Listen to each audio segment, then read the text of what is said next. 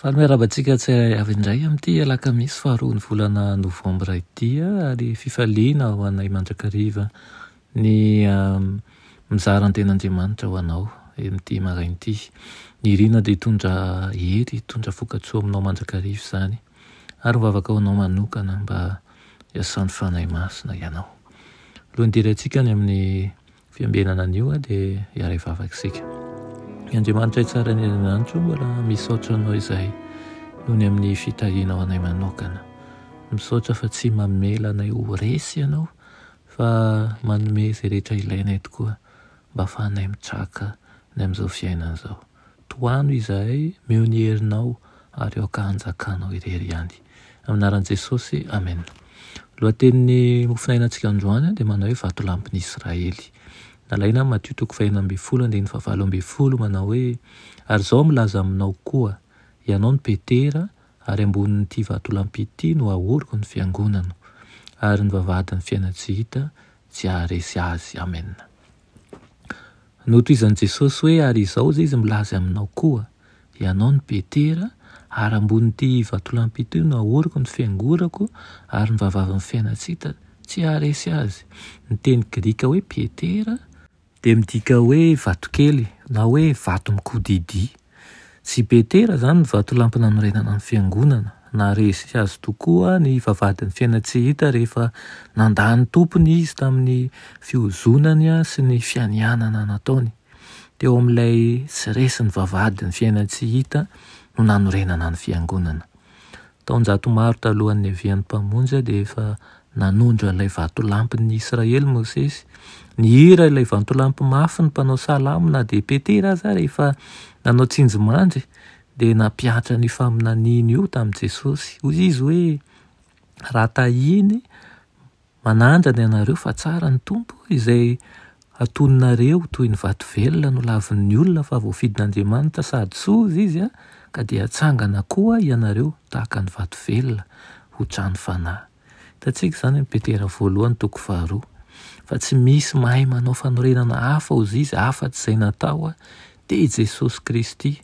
Izany hoe ambonin'ity vatolampy ity izany dia Jesosy no ahorika ny fiangonana.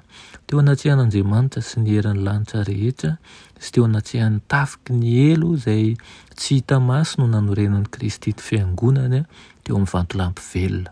Izy no vatolampy, ny tenany no vakiana sy ny toritoriana ho antsika.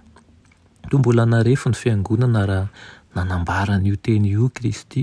Tsy misy afa-tsy mpino sasansasany amin'ny ratsan-tanana no ny fiteran'ny herin'ny demoni rehetra sy ny herin'ny olona ratsy fanahy rehetra ary tokony atahotra nefa ny mpanaraka an'i Kristy. Miorina amin'ny vatolampy ny heriny izy ka tsy ho resy anefa. Nandritra ny 9 taona lasa izay dia niorina teo amin'ny Kristy ny finoana. Nandritra ny 10 taona dia namely ilay vatolampy ny famonjenantsika ny rano be manafitra ny rivodozan'ny fahatezeran'ny Satana nefa nijoro tsy mba nangozogozo mihitsy izy.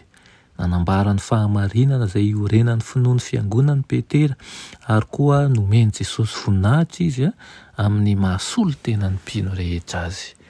Ny riko aminao dia hitombo finoana, hitombo fitahiana ary aoka i Kristy re ihany no vato fantsiky ny finoantsika.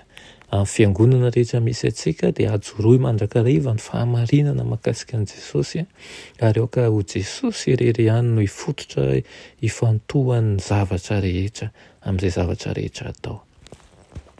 Ny rina dia hitondra vokatsoa amintsika mandrakariva ny fahatakarana an'izany ary tsarovy fa rehefa mandray an'i Kristy tompo sy mpamonjy anao ianao.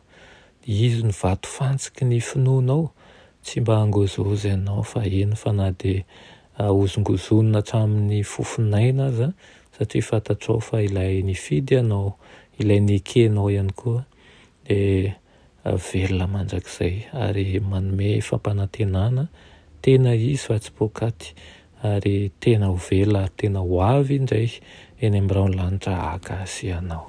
Amen. Ny malala tsara indrindra mbola misaotra anao ny amin'izany tenao izany amin'ity maraina ity.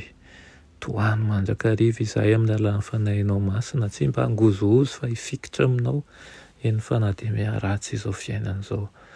Tompo ampio izahay mba hitombo finoana aminao mandrakariva ka tsy mba hisalasala ny amin'ny mety ho fahasarotana iainana isan'andro, fa ianao mandrakariva no tokonay sy mpanjakanay. Anaran'i Jesosy, amen.